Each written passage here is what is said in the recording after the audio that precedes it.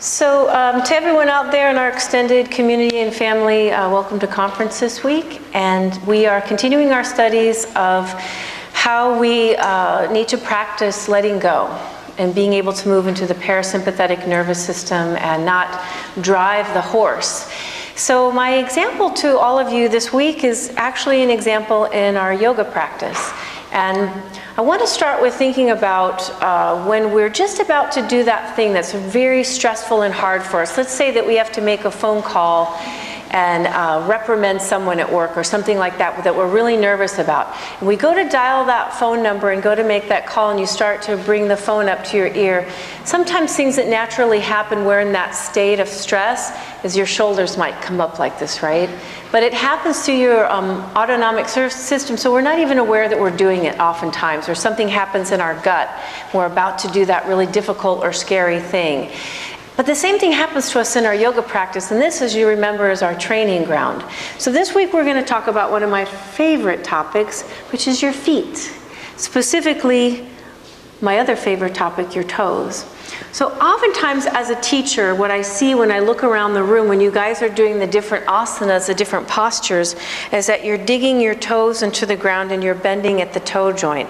And what happens is, maybe hard for you guys to see this on the YouTube channel, but when you grasp your toes like this, you wind up making little suction cups rather than, in the yoga practice, what we're really trying to do is we're trying to root through the bottoms of our feet and pull that rooting system up, is also why we use the locking system, the bandhas.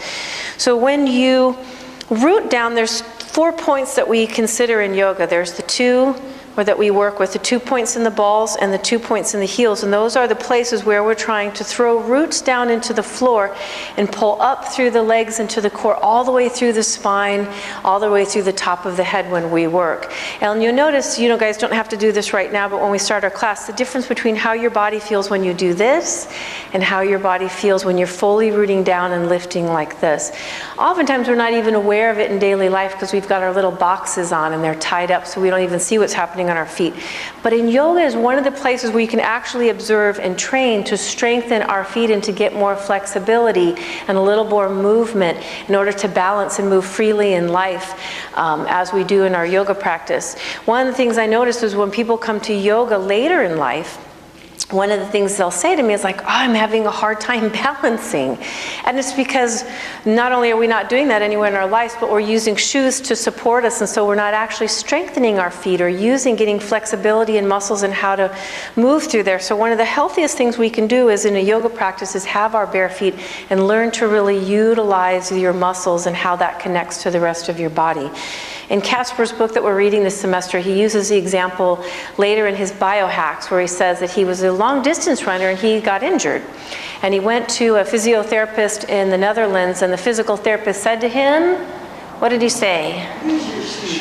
Lose your shoes. Like, get rid of your shoes and start going barefoot and connecting your feet to the earth and using your muscles and getting your feet strong.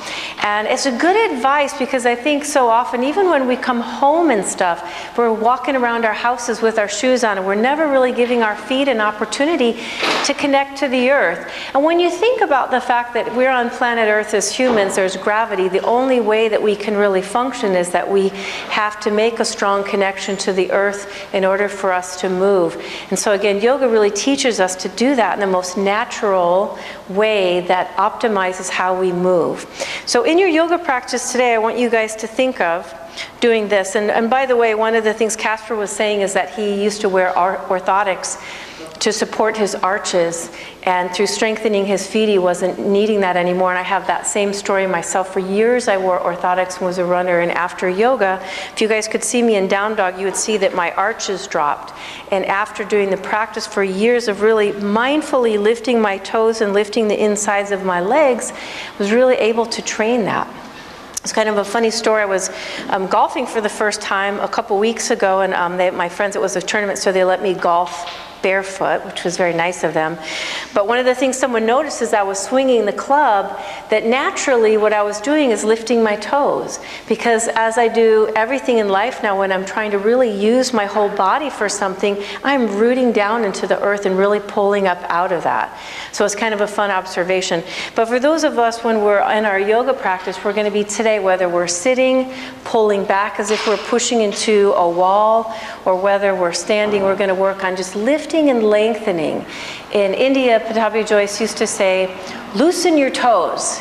And so it's the same thing, as we want to get extension into the toes and loosen them so they're not gripping in tight, like when we make that phone call, when we're doing our yoga sometimes, that's where we're holding our stress and that's where we're gripping for balance and to get into that pose. We'll start to loosen and get more rooting down and see how that changes your whole posture when you're really able to do that.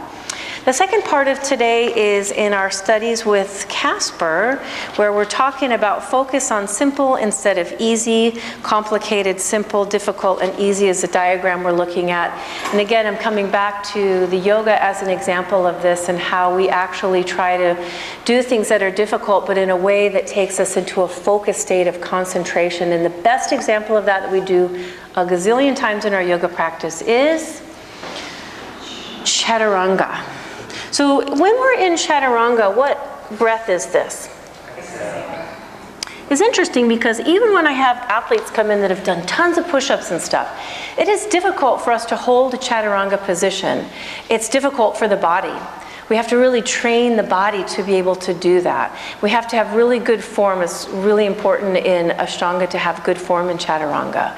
But to add to that in Ashtanga, we're doing the strength work that requires us to have muscle strength and good form. But at the same time, we're exhaling, which is incredibly interesting because what does the exhale do for us? Stimulates the parasympathetic. Yeah, so it stimulates the parasympathetic. We talked about the vagus nerve, that it interfaces with the vagus nerve. We talked about that last week, and takes us into this state that we'll kind of refer to in yoga as sort of the Zen state, right? So even though here in yoga we're doing difficult things, we're not like we're at a gym going, you know, and pushing it through. We are trying to hold a difficult pose and at the same time move our mind into a focused, steady state. So we kind of bring this idea of strength work and also fluid, graceful, mindful work at the same time. So this is why, particularly at our studio, I like to have that little second where you hold and really articulate your Chaturanga and push out that breath and go through that full breath of exhalation when you're in that. And when you do that, you really train yourself to be able to, as Casper said, to do things in life that are difficult, right? But do them in a way that you're at ease with them. You know, you kind of bring those two together. And as always, what we say, this rectangular mat is your training ground.